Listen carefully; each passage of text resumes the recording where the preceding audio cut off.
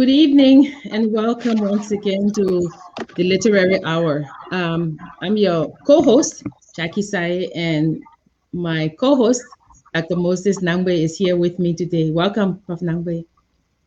Pleasure being here, Jackie. How you doing? I'm fine, thanks. So today we will be discussing Edward Wilmot Blyden, perhaps the most famous Liberian and one of the most famous African who is deemed the father of Pan-Africanism. So we will be talking about his life. We will be talking about his writings. We will discuss his ideology, which is what he termed the Black personality, that the Black personality has a soul and the Black personality thrives in Africa. Edward Wilmot Blyden was born in the West Indies, and he was the third of seven kids. He was really bright, and feel free to jump in at any time. He was really bright. He studied Hebrew while he was in the West Indies, and then he met John Knox, who was his mentor, and he wanted to go into the ministry, and so he decided to apply for higher education in the United States. And as we know, he applied to several universities. But when he came to the United States, that was in the 1850s. And that was the time of the Dred Scott Law that said that nobody of Negro descent was a citizen of the United States. So he faced such extreme racism that he decided to return to his country. But at that time, the American Colonization Society was repatriating or sending freed people to Liberia. And he got very interested in that. And so in 1850, he left the United States and went to Liberia. He got to Liberia when he was 18 years old in January of 1851. And then he enrolled in school, and Wilmot Blyden studied Greek, Latin. He studied theology, and then he went to the University of Liberia, which was at that time Liberia College, and he worked, and actually he became the president of Liberia College. So we're going to discuss his life, as I said, and we're going to discuss what we mean when we say that he is the father of Pan-Africanism. What is Pan-Africanism, and what is the Black personality? Next slide, please. So we all know this quote from him that you have to love your race, be yourselves. If you are not yourselves, if you surrender your personality, you have nothing left to give the world. You have no pleasure, no use, nothing which will attract and charm men. For by the suppression of your individuality, you lose your distinctive character. You will see then that to give up our personality would be to give up the peculiar work and glory to which we are called. And as I said, he was a very prolific writer. He wrote African Life and Customs, Christianity, Islam, and the Negro Race. He wrote the elements of permanent influence, discourse delivered in the 15th Street Presbyterian Church. And if we go further down, you can also see that he wrote the African Problem and the Method of its Solution, the Aims and Methods of a Liberal Education for Africans, and From West Africa to Palestine, not mentioning the many articles that he wrote. So we'll get into the discussion and try and understand what we mean by the Black personality. Prof, we're all yours. Yeah. One of the important things to remember in talking about Blyden is the thing about humanity. There might be something that fires us all up. It may be a word, or it may be some action, some challenge to you. And if that kind of either angers you or excites you, that becomes the gravitas, that becomes the thing that moves you. And that is what we need to remember when we talk about Edward Wilmot Blyden. Yes. Around 1863, there was a group, the Anthropological Society of London. This society was propagating the inferiority of the Negro race. And as if that was taking fire and pouring it on gas, Blyden was fired up. And for virtually the rest of his life, the defending of the Black personality became his number one preoccupation. And so all the books, in fact, much of the challenge, much of the fuss that he had with the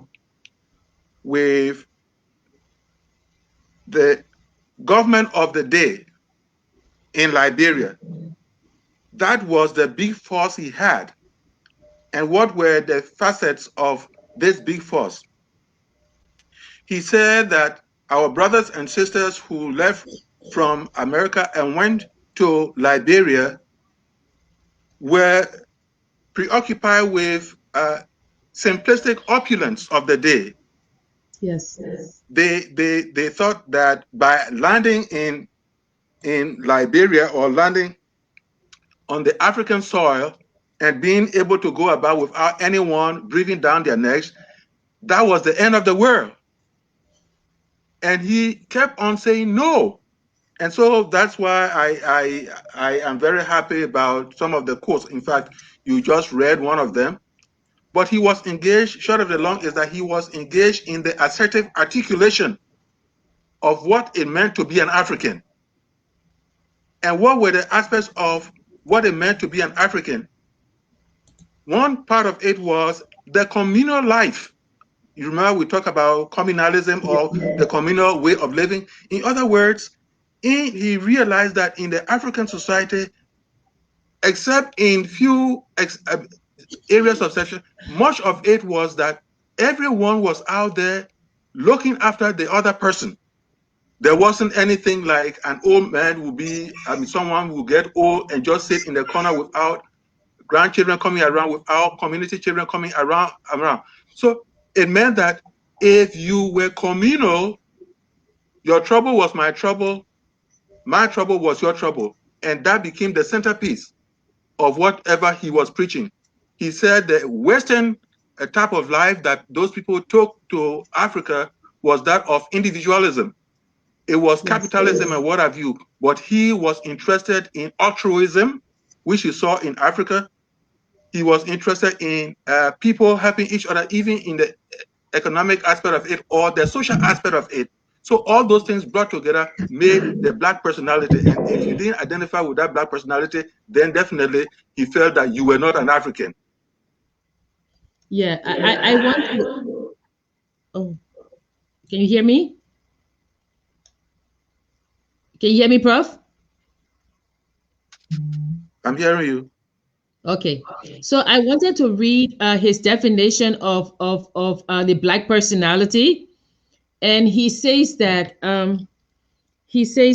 every race has a soul, and the soul of a race finds expression in its institutions, and to kill those institutions is to kill the soul.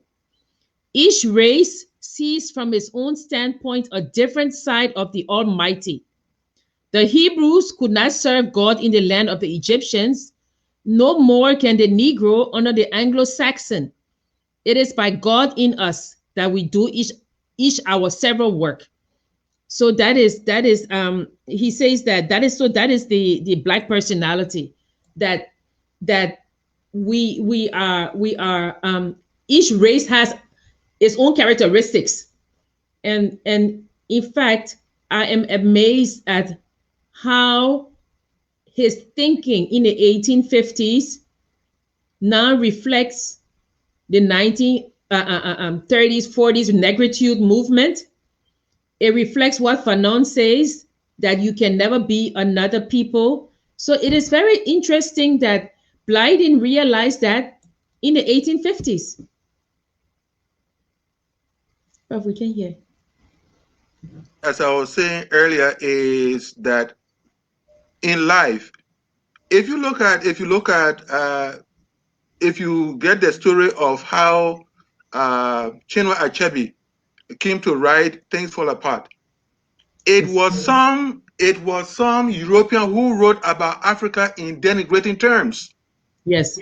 That is the thing that got Chinua Achebe fired up to write Things Fall Apart. That our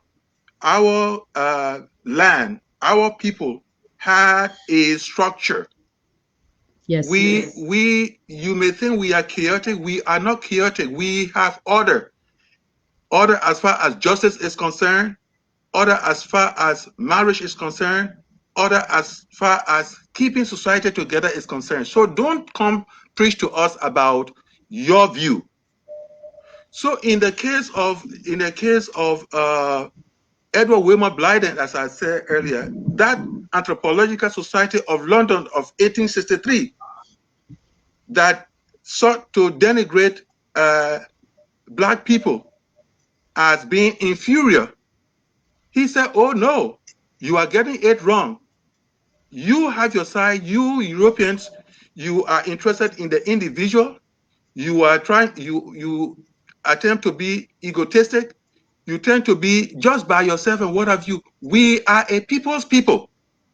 Yeah. We are a people's people. It is God who made us like that. And you're being what you are and we being who we are, you cannot say that you are better than we do. So that was always, and I'm glad you also talk about the soul. If the flame that burns in you as a human person, if that is conquered, if that is destroyed, definitely you are no human being anymore. Of course, you might be walking around, but you are more like a zombie. But that's what he said, that, well, no, we have our soul, and if there's anything that has impacted us negatively, it is because of your slavery. It is because of your colonialism. You destroy that particular flame in us, and we will take a longer time to be able to build it up to where it was before you got in. Yeah, I think for Blyden, he was very surprised because when he got to Liberia, in most of his writings, you see that he said that, well, this is a new country, and this country will take its rightful place in the world and in Africa. But unfortunately, when Blyden got to Liberia, as he matured, as he learned, as he studied philosophy and other things, he got into conflict with the ruling elite. Most of his writings, the mulattoes and the light-skinned blacks were a bane to him. He fought with them. In fact, in one of his papers, there's Daniel B. Warner, I think, telling him, I agree with you, but there's nothing we can do. And if you allow me to read, he said that the difficulty with some of us, and I'm quoting Blyden, he says that, so he's writing to this Reverend Campbell, and he says the difficulty with some of us is not on account of color, as it is usually, but not with strict accuracy. But for some Negroes are as white as some white men. But because they are of a race so made by the Almighty and never intended by him to be put on an equality with the white race at either church or state, Negroes who are as white men are a challenge to me and to people like me. So what do you think about that? Well, the thing about it, again, it goes back to, because the Anthropological Society I was talking about, I keep emphasizing this society because it became the kernel of the, yes, as you call it, war, the kernel of the war between Blyden and the white race, and also those who were in the whole idea of practicing Western ideas practicing Western culture as opposed to African culture. So what he was saying in that process is that, well, look, we first have to understand that the black race is a black race, or the African people are the African people, and the white people or the Western world is the Western world. Unless we understand the partition between us and fight as much as possible to understand our genuineness, to understand who we are, our personality, our soul, we will be almost like saying we will be like bats. We will not belong to the birds. We will not belong to what? Animals as such. So the whole idea of authenticity was what this guy was driving home. Authenticity in terms of working hard to improve your condition, to improve your community. Authenticity as regards how you relate to your fellow men. A lot of those people, and probably you might not, maybe at some point you will not blame them. First, they were fewer in number, and therefore they wanted to sustain their own survival. And instead of getting into the sector of the indigenous Africans, they thought to kind of seclude themselves. But whatever the case was, Blyden was saying there has to be cultural mutuality. There has to be some respectability of what cultural values. And unless we understand those things, we will never get anywhere. Whatever we are practicing that is not ours, that is Western, it's just we are trying to be what farcical. Yes. And that's where he kept. That's what he kept hammering as he went on in his life with people in Liberia. And I think for Blyden, he was astounded by racism, because if you remember when he went, when he used to write his letters, he wrote to Kabinger, right? Mm-hmm. And he said, and then he wrote to, he said, I'm surprised. And even he wrote to, I think, Chamberlain. Yes. And he said, yes, you know, it was funny that he kind of struck up a relationship with Chamberlain. Yeah. Because he was Secretary of State of Liberia. Yes. He served quite a number of good positions in the country there. But again, given his own passion and what he would not tolerate and all that, I'm sure you know that he ended up being a distraught fellow, a frustrated fellow, and he remained in Sierra Leone until he died. Yeah, and one of the interesting thing is that when he so I think when he had a friendship with Chamberlain, because according to him, if there was any country that would take over Liberia, he wanted Britain to do that, because he said he felt that Britain would allow Liberia to maintain its authenticity. Yes, cultural authenticity. Yes. Whereas because he saw Britain's indirect rule instead of the Americo-Liberians, as he called them, the elites, imitating the United States. He wanted Britain to take over. So he became friends with Chamberlain, and he will write Chamberlain. And one time he said, can you imagine that this country that recognized Liberia's independence, I went to Philadelphia and I couldn't even go anywhere because the racism is so strong. So he struck up a kind of relationship with Chamberlain. Either ironically or something of that sort, he thought that the British, just as you said earlier about the interregnum and all that, he thought that the British, especially the colonies that they had, they allowed the people to practice their authentic cultures. Ghana, Nigeria, and other places, that even Sierra Leone.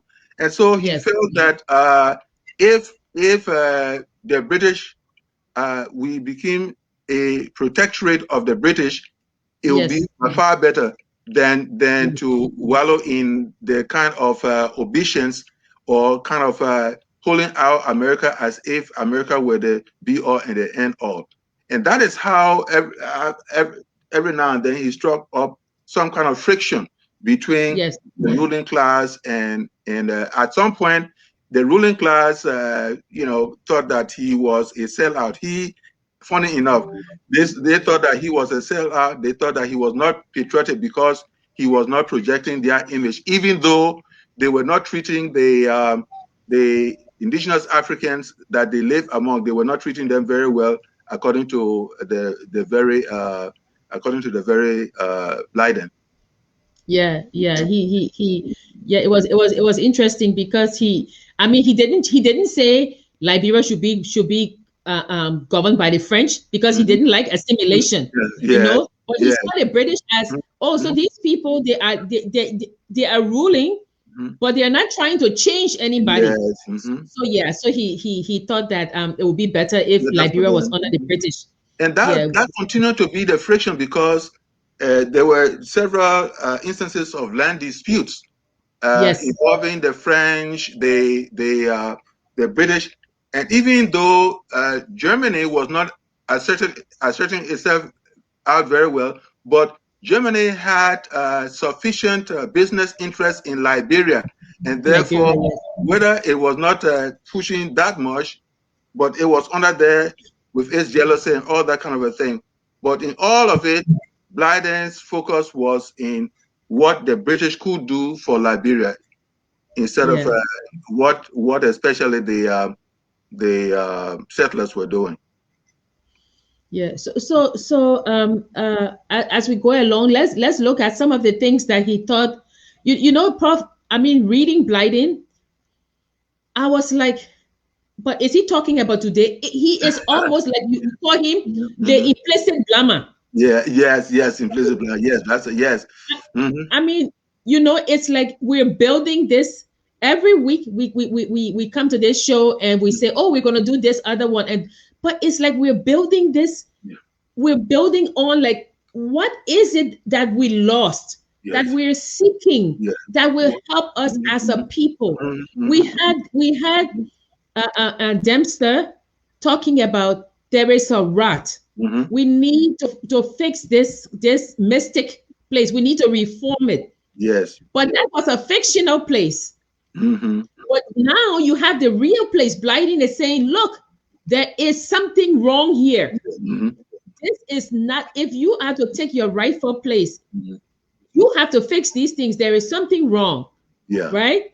Yeah. So should we look at some of the things that he thinks is wrong with Liberia? Yeah. Okay. So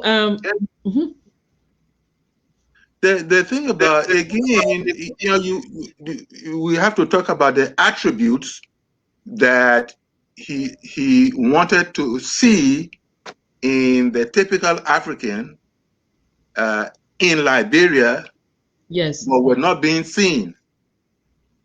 Hard work. You read a lot of his essays. He talks about how people would get dressed up and walk up and down the streets with grass growing all around and all that kind of a thing, and looking for handouts from America and what have you. He said, the country does not grow like that. Anthony, can Anthony put the slide so we can? Anthony, can you put the slide with your quotes? See, let's look at people can see what. So people can see what Blyden said. He had no patience for laziness, lethargy. No, he wasn't in that corner. How can you say you want to sustain an independent country and no one sees the zest for hard work in you? How can you? If you go down, Anthony is the next. Yeah, that one. So here is my people. Blyden talking to us. Blyden says the present signs of Liberia's future are by no means encouraging. Because to be rich seems with many the chief end of man. Hence, no talents, no endowment of the mind, no skill or knowledge, no amount of education is appreciated, only so far as it will pay. Now, and that's okay. Let's take it. Let's start that. We are talking about hard work now. He says, if once you get small training and you can get $5, that's the end of your life. That's it. Yes. Or once you can get in some little government job and what have you, and you start getting your whatever it is, that's it. That's it. And he says that we are not using our minds. Critical. Yes. So in terms of education, he's talking about what? Building minds that are perspective, building minds that are critical in thinking, and building minds, developing minds that are always thinking about so many things, thinking about so many. What can we do to build up this country? What can we do to build up the Black personality? Is it going to be in laziness? Is it going to be in superficiality? In other words, is it going to be that we are impressionists? And a lot of us in Liberia, you go to Liberia and you see somebody walking like some roach they've wasted oil on, all stretching arms and what have you, and they say you ask him just to be able to say that's my car, just to be able to that's my house, what have you. Beyond that, nothing else. Because you see, Prof, I mean, not everybody, but some people don't see education as an end in itself. Yes. Education is an end in itself. It broadens the mind. Yes. A job is not the end result of getting an education, and that's what Blyden is saying. And he also says another cause of our adversity may be seen in the unjustified extravagances in which we indulge. Okay. In that luxury of expenditure for houses, for dress, for furniture, for food, constantly made the subject of reprehensive remark by thinking foreigners. Yes. Our style of living in respect to houses, dress, eating and drinking is entirely inconsistent with the circumstances of the country. The money lavished upon houses which add nothing to health and comfort, upon dress which does not increase dignity or beauty of personal appearance, the great amounts consumed in luxuries would go a long way in keeping our streets clear of weeds and in cultivating the soil. He said we are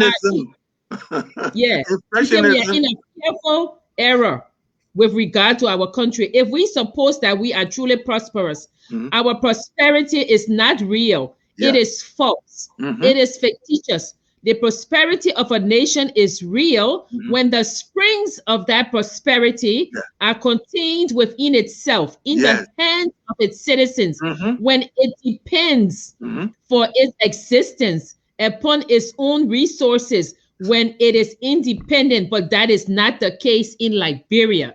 Wow. Where's that? That's it brought to mind, what's his name? Nireri, Tanzania. He said, yes. Who feeds you? Who feeds you owns you. Yes, that's what he said. Owns you. Yes.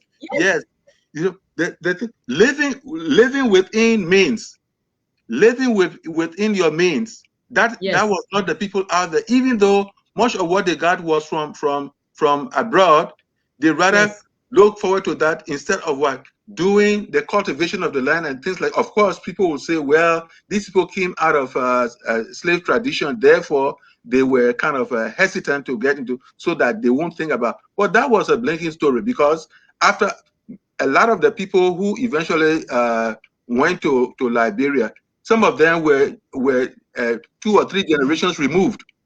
And so to say that working using my hands will make me think about. But if you are working for yourself, even if you think about slavery, what does that mean to you? What does that mean to you? You have your hands, you have your mind, you have your house, and what have you. Why won't you do whatever you want to do? So again, let's put it into perspective. There are 4 or 5 of these attributes that this guy was emphasizing. The Blyden guy. Excuse me, I'll be right back, Prof. You can keep talking. I'll be right back. Okay, all right. So here we talked about hard work, which in some instances would mean industry. How industrious were we? Not machines and all that, but hard work.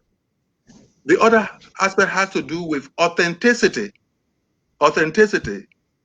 The African personality calls for authenticity, being yourself, and not being engaged in following other people's cultures and what have you.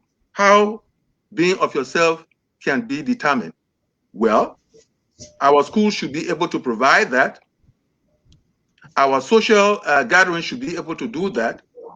But unfortunately, we are not doing that.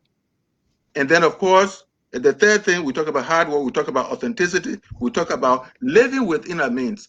This reminds me really of the heydays of the 1970s when the campaigns for social change was just tearing. Tipote, for instance, brought in the use of used tires and tubes and making sandals out of it. So the sandals became known by the name Tipote. Of course, because of circumstances, Tipote went to Europe and lived there, and because of the weather and everything, he would wear a coat suit and what have you. People said that, and this guy used to talk about wearing simple things. There he is in Europe and other places wearing coat suit and what have you, without contextualizing the thinking process. Tipote did not have to have Tipote sandals or what have you, but for the very many people who live in abject poverty but wanted to acquire things that they couldn't even pay for, and that became something to even think about. How would you be in a one-room rented place there, and you want to live large like every other person?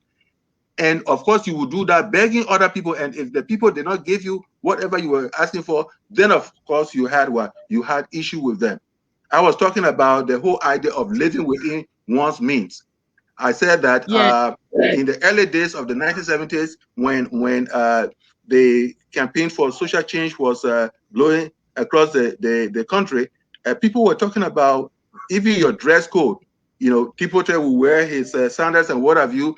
And then when he left and went to Europe, where coal and all those things were, and he started wearing coat suit, they said he was being hypocritical and what have you. First, Tipote was educated enough to wear whatever best coat suit he wanted to wear, but he wanted to be able to teach the ordinary people the idea of living within your means. But if you don't live within your means, then definitely there's something wrong with you, because at some point you'll not even have friends, because everyone you will try to antagonize because that person doesn't deliver to you what you are craving for. And one of the things that he talked about these getting reprehensive remarks from foreigners was a lot of the people, the American Colonization Society, when they would visit Liberia, they will mention the gaiety, the opulence of the people. You know, they would say that, these people, they've learned well the customs of their masters. So that really infuriated Blyden. Blyden was really angry about that. Yes. You see, you want to be you want to be a European, and you don't know anything about your own place, the place that for God knows how long you are going to live. You don't want to practice making sure you understand everything that was going on or most things that were going on in the place there. He was very against opulence. And then he ran for president, but he didn't win, right? He ran for president, but I think Hillary R.W. Johnson won. He didn't win because, of course, at that time the elites were never going to vote for. He was a thorn. Actually, he was a thorn in their side. Period. Yes. This guy was a thorn in their side. It was like Socrates being trailed to be killed. That's what it was. Yes. They didn't like him at all. And then he talked about improving the country. There's some other quotes. I don't know if Anthony is there. He can put it on so we can read and then continue.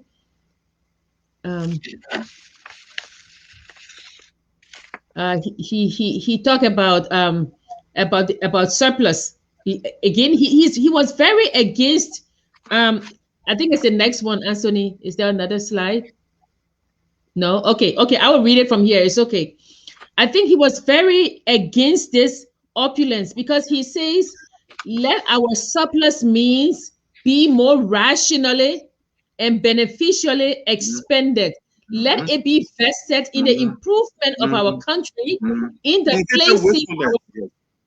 Yeah, he says, shall we content ourselves with such a state of things and then claim to be independent? No, we must either abandon our state of utter dependency upon foreigners by creating the means of supplying our own wants.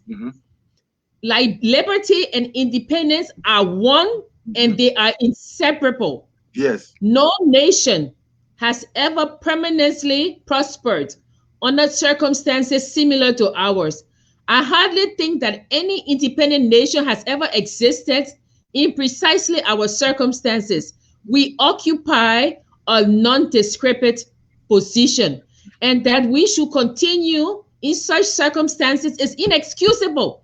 Lift up your eyes and look at the extensive tracts of land of unexampled fertility which the hand of the beneficent Creator has placed within our reach. The rich and fertile soil belongs to us and invites us to its cultivation. Agriculture. Agriculture. Yeah. You can really feel the crying, the weeping, the wailing of Blyden. And unfortunately,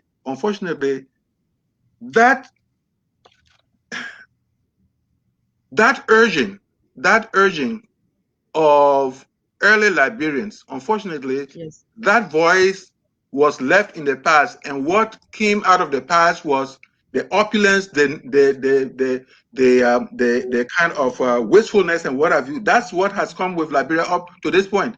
That's what has come with Liberia up to this point. Sometimes you wonder when we'll ever get out of it, but that's what it is. One voice was, look, let us be careful what we are doing. Let us work very hard. Let us make use of the things we find around us. We have rich soil. We have so many things to make us become a strong people. And then afterwards, we can enjoy. People, listen to us, listen to me. But no, nobody, at least so many meaningful people who had the wherewithal to make sure to advance the cause, they were not advancing the cause at all. Yeah. So if we come back to the Black personality that we're talking about, yes, you and I were discussing the other day what I told you, that I was reading the book White Nations Fail. And we talk about, according to the authors, they say that all countries, they have institutional drifts, right? So there are times when you don't have strong institutions, but they're drifting, they're separating, they're getting weaker. And then something happens. That's what they call critical juncture. And then the country decides to go one way and not take the other route. And that, when you take this way and not this way, it can either exacerbate institutional drift, right? So I feel like had they listened to Blyden, but more importantly, had Blyden become president, because the critical junctures, some of them have to be very significant. Had Blyden become president, we might be looking at a different Liberia today. It's possible, and yet it is not possible. You know, the thing about change is of such that it is delicate. If those who stand in the way of change are a legion, and there's just one person who tries as much as possible to be a Goliath, things might not work so well. The other aspect is that sometimes there are certain people who are good orators, good writers, and yet are not good leaders. So there are so many facets to it. And another thing is that, you know, that is why when you are someone who see yourself as a change agent, it is important for you to have a very strong following. Yes. If you don't have a strong following, then definitely things can easily go amok, or things can so frustrate you that eventually you end in a corner that people will not so easily know about. Let me just lay out a few things. During the early days of the 1970s, unfortunately, had Turbo and a few others gotten on board and provided a space, the young people, the Sawyers, the Backers, Mattises, the Tipotes, and what have you, if they had rallied around them, that juncture, as you are talking about, could have been a positive one, because people would have taken the highway and eventually done things that ought to be done, so that we didn't have to go through Ras Riot and the military coup. Unfortunately, there was this whole idea of older people and younger people. It was almost like, what do these young people know? Even with their degrees, they were thought of as not knowing anything because they were young. So they were kind of relegated to the back. Eventually, see what happened in the process. We had another juncture, which was the military coup. If we had some people who were trained, very trained soldiers, instead of just being a NOCO and what have you, we would have had people, even though military, but we would have had sound minds to have either at some point given way for civilians to come in. They would have prepared the way, and we would have been in a different setting today. Another juncture, the war. Another juncture, the war. Unfortunately, because especially when we talk about the IGNO government, for the many, I mean, for the few years they kept the boat sailing. Unfortunately, every now and then they had to go to this agreement, go on to this conference and what have you. So there wasn't any stability to have gotten anything strong placed in the arena of national leadership. As a result, people who well, maybe some will blame Sawyer them for not doing anything much, or blame us for not doing anything. But there was a lot of going on to conferences than paying attention to developing the place. If we had that, eventually something good would have come out of the junctures that we would have had. Unfortunately, that did not happen. And this is not about institutional drift. Yes. But we do have a juncture now, the COVID. Mm-hmm. Yes, okay. You know, yeah, I mean, Arundhati Roy calls it a portal, right? You're going through this portal. Yeah. And then we as individuals, we have to decide, what are we taking through this portal? Yes. Are we taking anger against somebody? Are we taking in our little suitcase that we are carrying through this portal? What are we packing? Are we packing things that would benefit the country? Mm-hmm. So we are at a critical juncture, because it's almost like the world is being regenerated in a way. It's like the clock stopped, and now the clock has come back. Yes. You know, so for Liberia, this critical juncture caused by this pandemic, natural, what is it that we're doing? Yeah, what is it that we're doing? Because critical junctures can be man-made, or they can be made by nature. You know, so what is it that we're doing as a people, you know to benefit the country? A book that I did immediately after the 2017 elections, called The Scum of the Earth. One of the things I pointed out was that it doesn't help anyone to say that, well, the person who is in leadership, I don't like that person, so I will sit down and let that person feel. So I will say, well, and I told you, what I would like to see in that country is that the technocrats, the professionals, they should be able to, again, establish silos. Silos, call them think tanks, whatever you want to call them. But this is time now for them to really sit down. People, clear working minds. This is now time for them to sit down and plan very strategically, so that when time comes, they will have clearly designed programs to be able to to help in the process of moving Liberia forward. But if they sit down and wait until 2024 comes before they start before they start planning, there's never a thing that they are going to achieve. So coming to the point of what shall we do, those who see themselves as experienced, those who see themselves as educated, those who see themselves as technocrats that were robbed of the election by the ordinary people who they know better, it is about time now for them to do a restructuring and see what it comes out with, everybody comes out with when the time comes. Unfortunately, people are not doing that.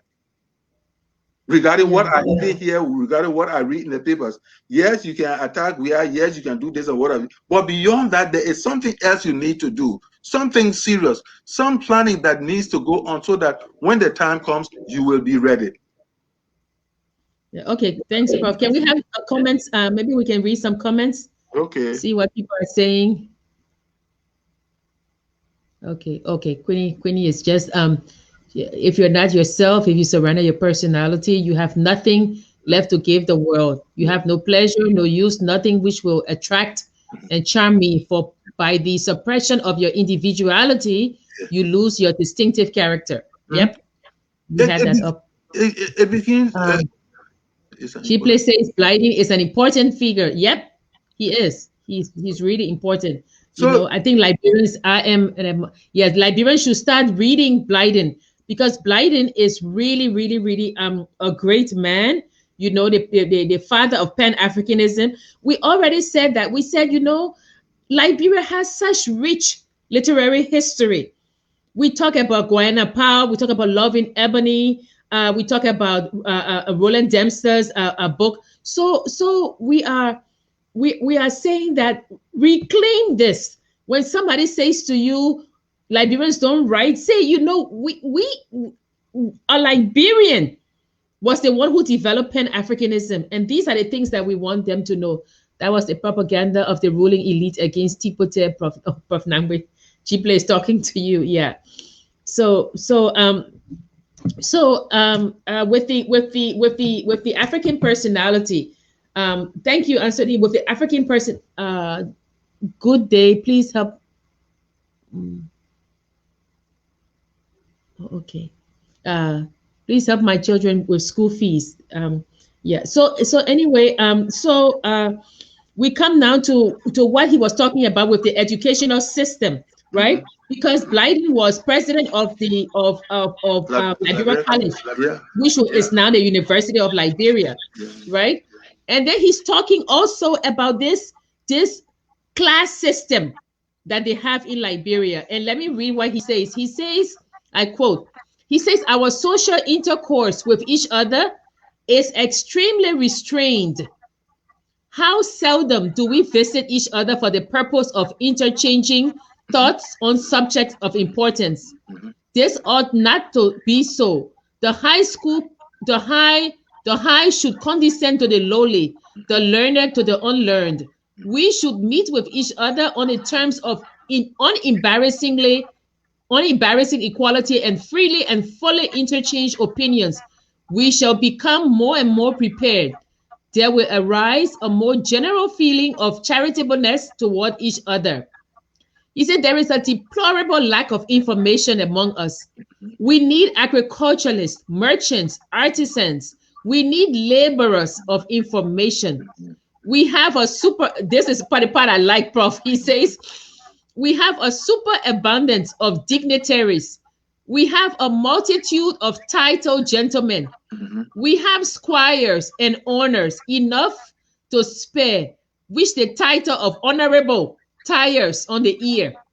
But how many are there whose information as to matters in general transcends the range of their individual observation? Tell us not that Liberia is prosperous. Tell us not that her fields are loaded with grain. Her ports are crowded with ships. All the branches of industry are in a thriving conditions, and therefore Liberia is advancing. If her churches are cold, lifeless, if the members are trifling, let the people awake to their duty in this matter. Yeah. No, you see, I would just have to say that Blyden lived ahead of his time. Yes. People, the stock of Blydens, they live a frustrated life. They live a frustrated life. The idea, look at all that he said over there. How many people really listened to him? Even when he went to Sierra Leone, there was a Cheatham, a fellow African, who called him what, the troublemaker of the time. He called Yes. him the troublemaker of the time. What made him the troublemaker? Because he was emphasizing that we had to look within ourselves. We had to understand ourselves before we understand other people. But even if we sought to understand other people, the idea is that because our very nature was tailored somewhere, therefore, what we thought we would get from those other people, if we try to live like them, will matter so much to those people. It's the guy was, every time I go to Blyden, I feel sad. Every time I go to Blyden, Yes. I feel sad. The Yes. idea, good things, good ideas, good things. Very few people listen to good things, good ideas. Something that will make you look stupid and yet you think you are enjoying. That's the thing people want to follow, and that was the case with Blyden in his day. And Prof, he talked about and yes, Emmanuel, he talked about in Christianity, Islam, and the Negro race. We're going to talk about that. Yeah. So he in that book, he says that the best religion that fits Africa is Islam. Yes.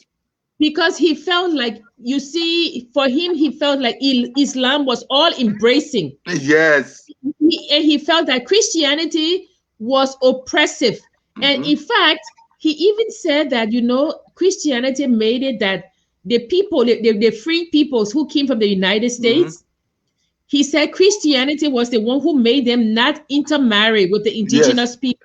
Because Christianity told them those people were heathens. Yes. Yes. So you should not marry them. You should not, you should not cohabit with them. So that's what he said. He said that for him, Islam is the one that is more cooperative, that brings people together. Communal. Yeah, that's more communal. That is most. He said that is most suitable to the African, the Black personality. That's what he said. Yeah. Yes.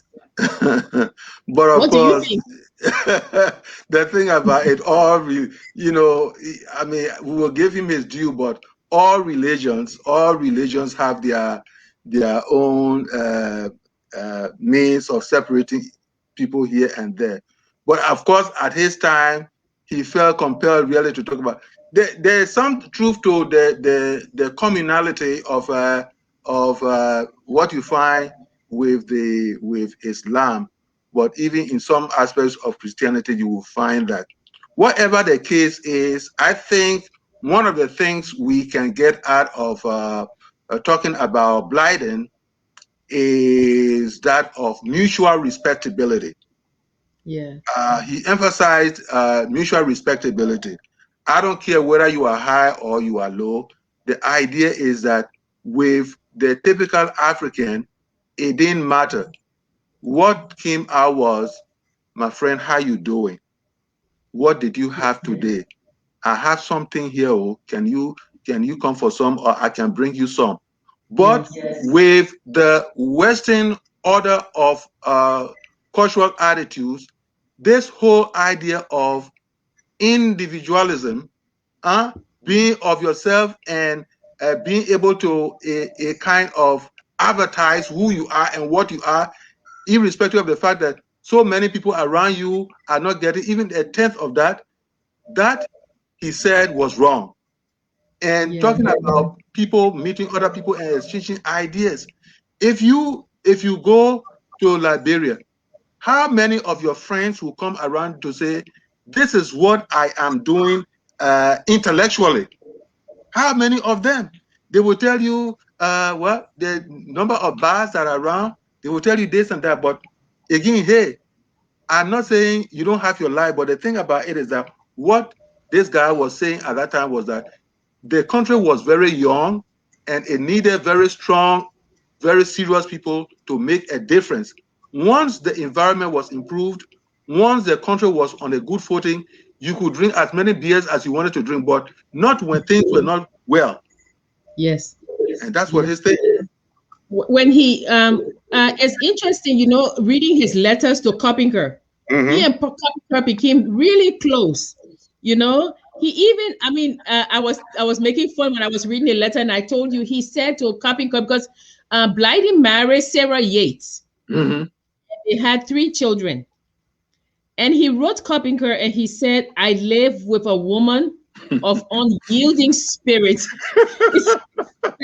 she has made life difficult for me, you know. But when he went to Sierra Leone, because Blyden, when he despaired of Liberia, Blyden went to Sierra Leone. In fact, that's where he died. Yes. But he met a woman, I think her name was Anna Erskine, with which he had 2 other children. So I'm hopeful that he had a happy life before he died. But even in the letter to Coppinger, he says that Liberians, we are short-sighted, narrow-minded, and unenterprising, and we suffer poverty as a result of that. Because, but you know, when you read him, you're right. There's in his earlier works, he's very hopeful.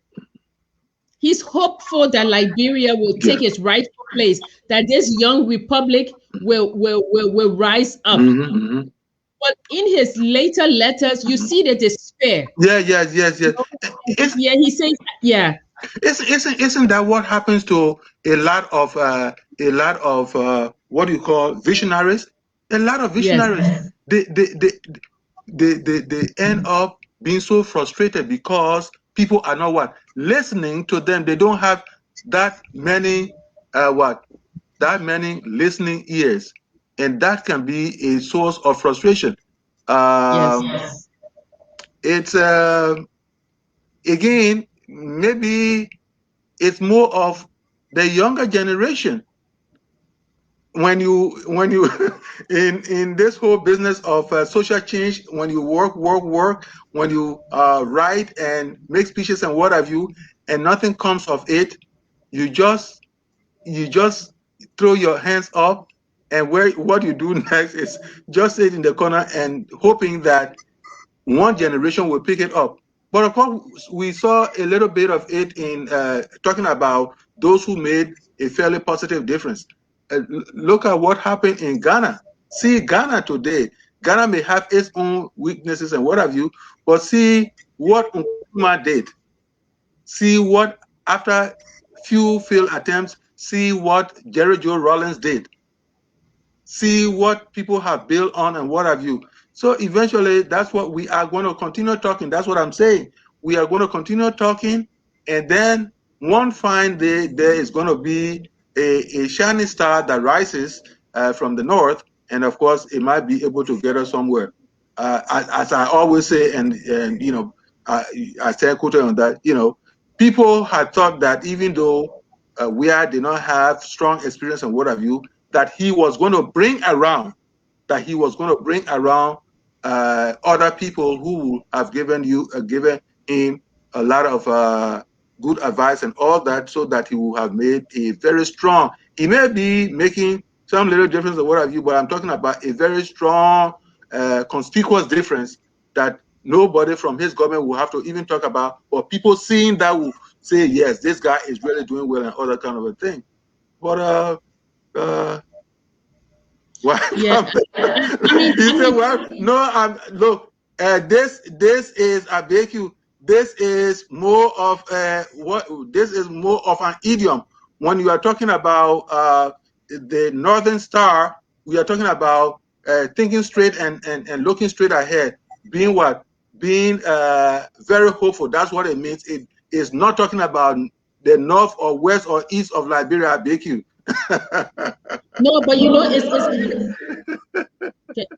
Go ahead. I mean, it's kind of funny because there's an echo. Because like for example, if you look at Blyden, right? Blyden was years before negritude, Mm. right? Yeah, very Blyden many years was before that. years. Mhm. I mean years. He inspired because it was in the You know, 1940s and all yeah. that. That's what You negative. know, and then you have people say, oh, Kwame Nkrumah is the father of Pan Africanism. No, he's not. He didn't You even know, claim it. it Kuma is didn't. always Yeah. Mhm. it is Go ahead. always funny that Liberian intellectuals are revered outside the Mhm. country than within. You know, Mhm. one thing that's funny because I think Blyden really studied the Liberian society. Mhm. He He also understood. said that, yeah, he said that, you know, when you don't have anything to occupy your time, Mhm. Mhm. when I say things, I mean people like, I mean things like reading, Mhm. things like going to the he said then Mhm. life becomes a series of events. Mhm. So that is why people live for events like, oh, I'm going to a wedding, I'm going Yeah. to a funeral, I'm having Mhm. a party, Mhm. because your mind is Yeah. your life is Mhm. preoccupied. Mhm. You Mhm. have to occupy yourself with frivolous things, Yes. you know. So he really, and talking about think tanks, that's what he's saying. He's Yeah. saying people should get together and Mhm. have Yeah. Yeah. Yeah. exchanges, Mhm. They, intellectual exchanges, you yes. know. Um, this book by Carl Burroughs, Mm, talking about press and power dynamics in Liberia. I think that's pretty much what it. Yeah, he it's in the early chapters of the book. He talks about the strong academic spirit, the strong yes, intellectual spirit that was in Liberia in the 1860s and what have you. You know, yes. it wasn't an expanded thing, but those that would get together as a coterie, they were able to always work together, exchange ideas, book clubs, book discussion clubs, and all those things. There, nothing of that sort.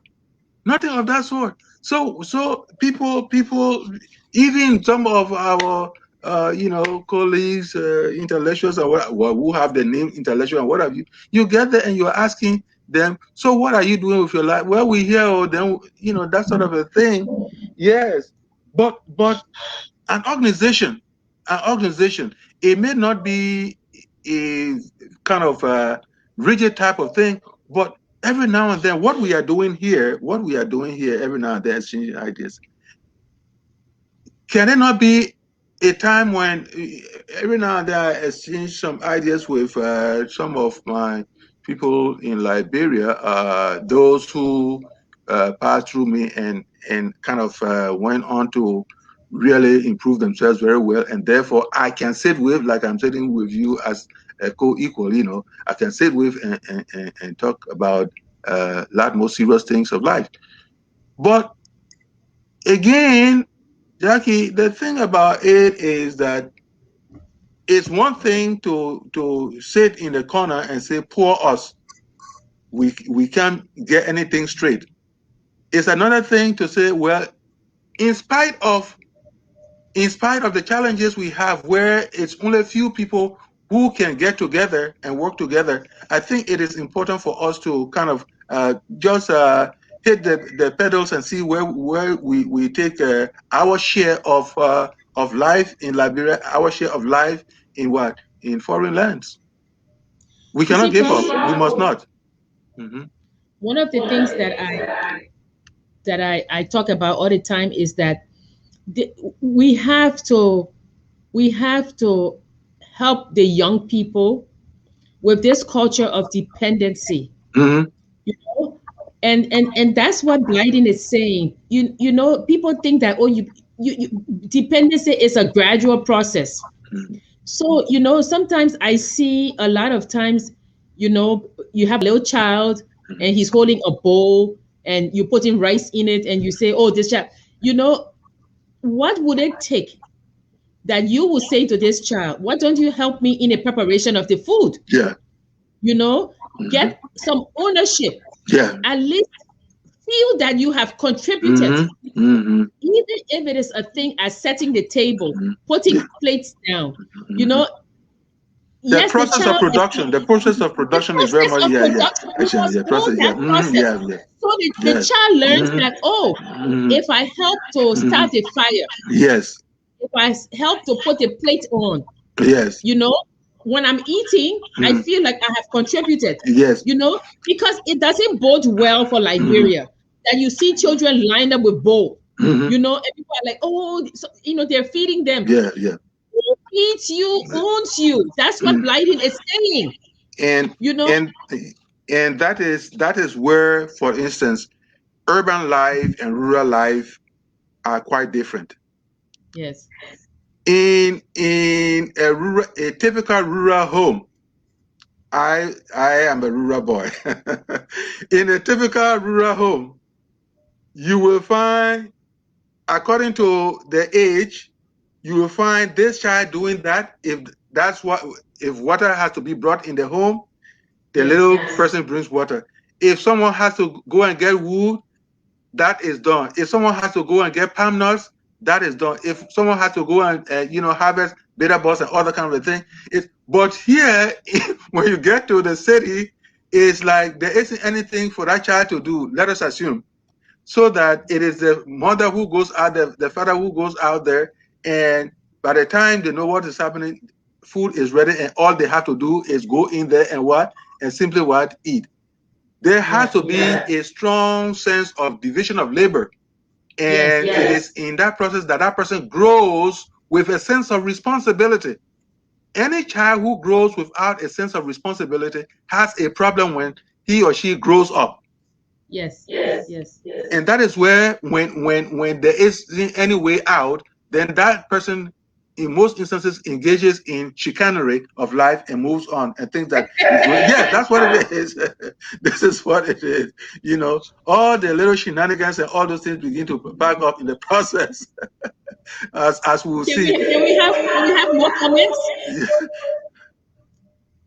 Do we have some comments that we can read?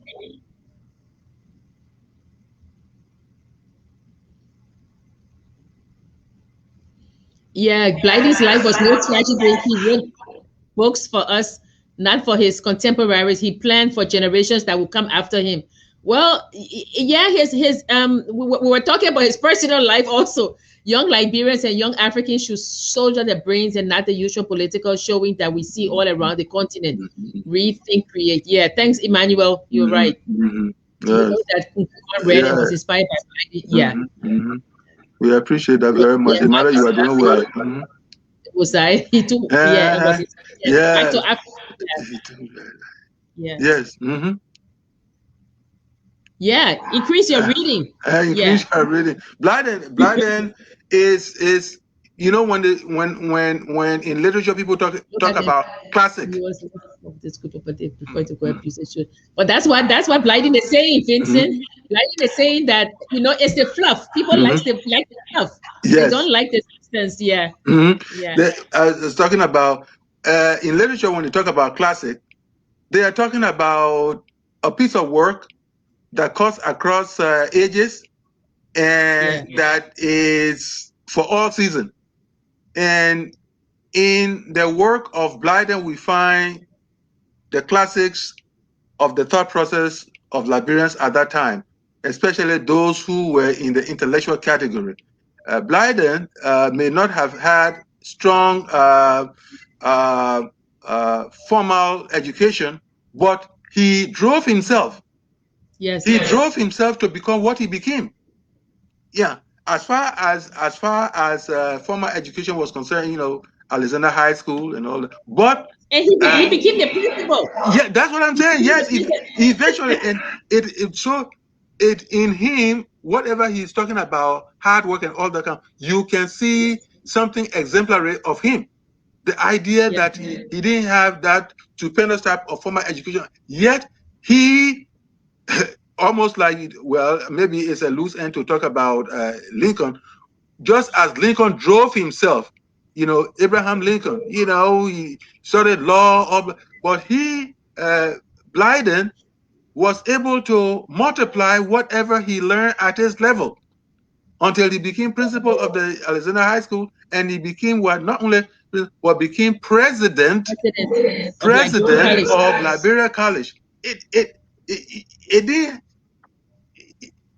A small man would not have done that, but he knew his purpose and he wanted to practice what he preached, which is we have to exert ourselves.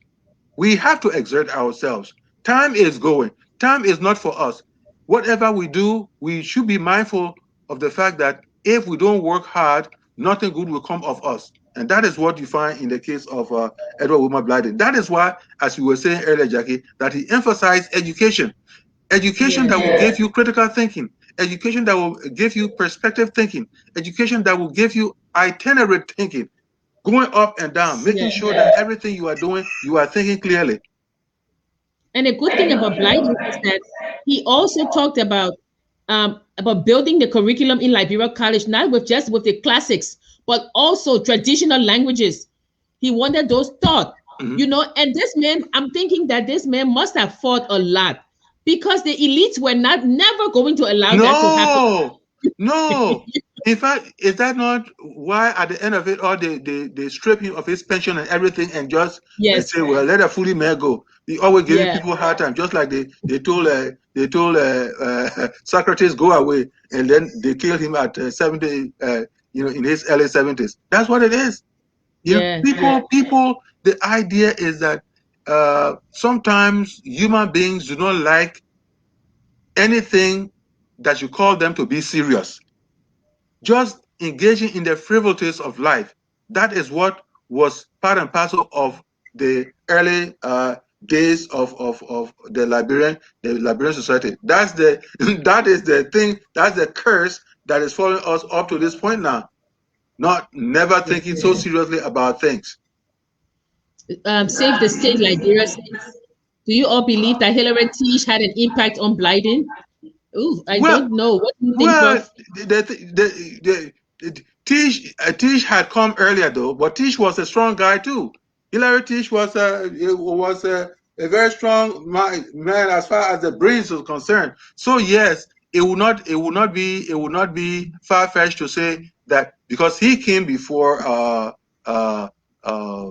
this guy Blyden, and so it's not far-fetched to say that he would have had influence because he was into the media and all that. Therefore, whatever he wrote and all that would have flowed forward.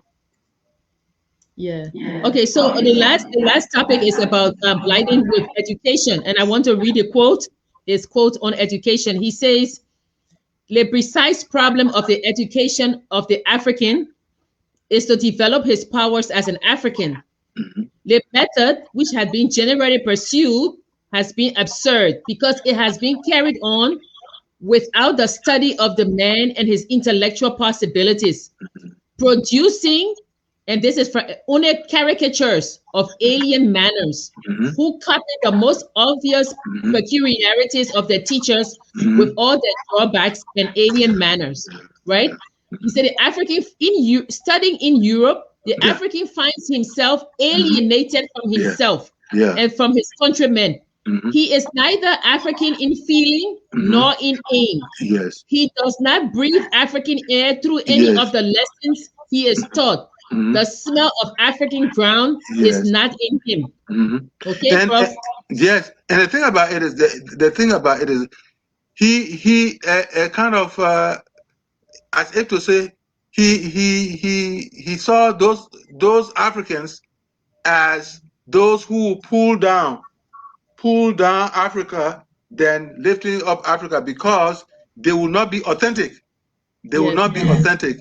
They will be superficial, and it is in the superficiality that they will want to lead Africa, which will not hold in the end.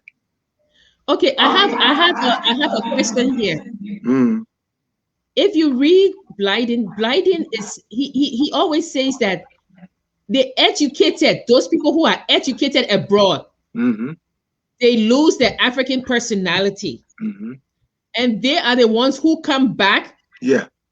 Only educated in the word educated. But they don't, but they don't know. They have this mannerism, like call me doctor, call me honorable. National bourgeoisie. Those are the yes, national bourgeoisie, as Fanon will call them. But Prof, don't forget, Blyden himself wanted to go to school in America. But don't we all grow? Don't we all grow? Don't we? Yes, I told you that there is something. If you had fire that wasn't blazing enough, there is something to set you on. Yes. If they allowed this guy to come to America and get all the book, he would not have been the Blyden we are celebrating today. Yes. He will not have been the Blyden we are celebrating today. So there is something, there is some misfortune, there is some challenge, there is some denial that sparks you. That sparks you. Even the very Fanon, it was his experience when he went to Europe. Yes.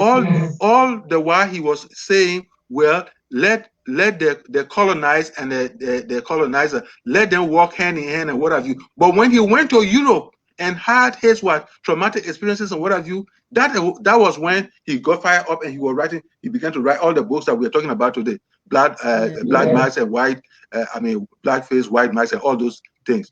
So it is something that says something in us. In other words, what as a human person, what as a Black person, what is there to stir you up to engage in a cultural regeneration? What is there? What is going to spark that up? That is the thing we have to look for. If you don't have that dream, if you don't have that inspiration and the aspiration, definitely you will not get to where Blyden will dream that you will get. Yeah. So that I think that if we are to, I wonder if in philosophy classes at the University of Liberia, if they teach Blyden, I really wonder about that. Do you know, Prof? No. Except in political science, they would. But one of the dreams I have, we all have dreams, and I don't know where they will ever end.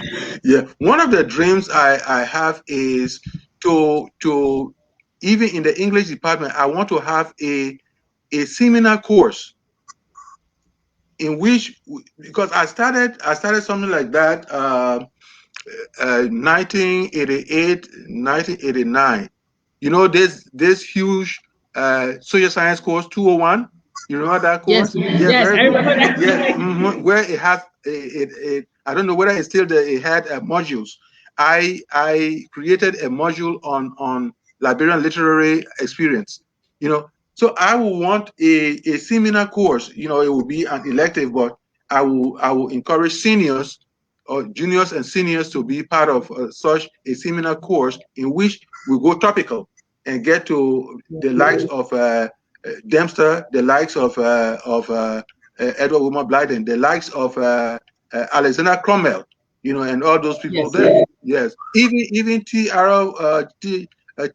T.J. Faulkner, this guy who had it with King, through whom the International Commission of Inquiry went to talk about forced labor in the early late 1920s and early 1930s. So we need something like that. That's all I'm saying. We need something like that. And if universities back home, now that we every now and then talk about e-learning, I know the infrastructure is not there, but those who can make it, we need to engage with our brothers and sisters and see whatever we can give them. I think also one of the things is that you're right. We do need a regeneration. We need what Dempster calls reformation. Yeah. One of the things is that, I always say that our country has an identity problem. We have not grappled with who we are. I was listening to Professor Pumla from South Africa. Okay. And she was talking about, how I think the Zulus or the Dosa, that when they greet you in the morning, that greeting that they greet you, it says, I see you, right? I acknowledge you as a person. I acknowledge your essence, you know. And then you come to the South African ideology that the United States made such a big thing because they thought they invented it. Ubuntu, you know. I exist because you exist, and you exist because I exist. Mutual So this, existence. yeah. So this commonality, this communal way of living, it cuts across all countries in Africa. Yeah. You know, it's the one characteristic that you can say. What is the one characteristic that is prevalent in almost all African countries? And you say, oh, communalism. Yeah. You know, people living together. Yes. You know, yeah. So Blyden, in a way, he's saying that this African personality, this Black personality, is under attack by Europe.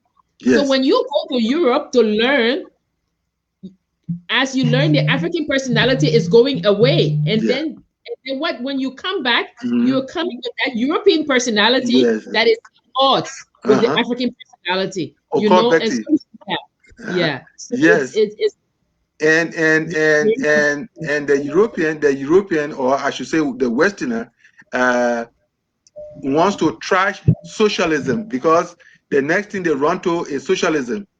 When much of some of the things, programs they have around are examples of socialistic policies and what have you, they simply want to trash that because a lot of them are interested in me and myself. This whole idea of the individual as opposed to the community. See what rotten arguments they have in this place here, because somebody wants to raise the minimum what they call it, minimum wage, the minimum wage to $15. They have some of them put all kinds of lies that no, if you raise it, then it means that small businesses will not employ people and all that kind of a thing. Everything that is done to just improve or to elevate the ego, that is what the Westerner will do. But with the African, in most instances, it is the communal sense that they are seeing, and you will find that mainly in the rural areas. I'm not talking about the cities, because the cities are corrupted by Western ideas and all that kind of a thing. Yeah. So it's Blight is something that Dempster just echoed. You have to change the individual to change the country.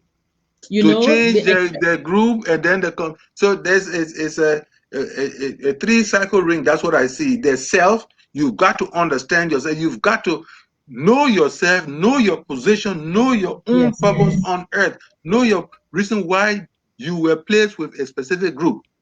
Then once you understand yourself, you go to the group. Once you understand the group knowing very well that in the modern times we live in a wider ring, which is the nation. Then we ask ourselves, what can we contribute to the nation that will make all of us live very well, so that when you live well and I live well, then we have a moment to extend our own lives and the lives of our children and children's children. Understanding yourself comes first. Okay, Prof. Yep. We've discussed Blyden. We will start again next week discussing more. Any last words before we take our leave? The last word I have is that understanding your purpose, living life with much intentionality is very much important. Knowing why you live and understanding that you alone cannot live. If others are not living well, you cannot live. So the best thing to do is practice hard work, practice honesty, practice gratefulness to other people and what have you. These little things will add up and make you a good person. And once you can practice those things and others see you, it's possible that they can begin to practice those things too. And eventually the cycle will widen, and hopefully, Liberia or any other community you are in or country you are in will be able to make a positive difference. Let's hear the words of wisdom. That's what I We'll see. Yeah, we want to thank you all for joining us this Friday evening. We are very, very happy that we discussed Edward Wilmot Blyden. He's one of my favorites and one of the persons who really dissected and understood the Liberian society. He said that we are not independent if we cannot provide and feed ourselves. We are not independent. And what we are doing is this extravagance that I must have more, bigger house, dress better than the other person when you cannot afford it. It doesn't say when you cannot afford it. When you have this fluff, this show, Blyden is saying that is nothing. It's like the wise, I mean, the man who builds his house on the sand. Yeah. The foundation is not strong. Mm-hmm. So as a people, we are looking for what is going to strengthen our foundation. Authenticity. What is the authentic core of the Liberian people? When you say I'm a Liberian, what does it mean? Mm-hmm. And that's what we said in the beginning. We are on a search. Mm-hmm. We're on a search for what does it mean to be a Liberian? And we are examining writers who are trying to help us. Mm-hmm. This question that is all being discussed on social media and other things about, how to fix Liberia. These are questions that people grapple with, in a century ago. Yes. People were grappling with this, but these people wrote. And so they're saying to us, we have the handbook. Now you read the handbook and go and do what we say. Yes. This is the manual. Yes. So we thank you. We urge you to go and read more about Edward Wilmot Blyden. Mm-hmm. Not the Edward Wilmot Blyden III, because that's his grandson, I think. Yeah, that's right. But I think he did well too. He's an intellectual too, yes. But we're talking about the father. The grandfather. The grandfather. He died in Sierra Leone because, of course, the Liberian society at the time wouldn't give him a break. They were against his ideology. The stripping of his pension, all those things. Yeah. But again, we thank you for joining us. We know you have other things to do. We ask you to stay safe, wear your mask. Enjoy the weekend and join us again next week. We have a new time, 6 o'clock. So join us again next week. And remember, always, like Blyden says, we are all one people, right? The opening song said, no matter where you come from, you're an African. And the closing song is, we're all one people. So thank you for joining us. Mm-hmm.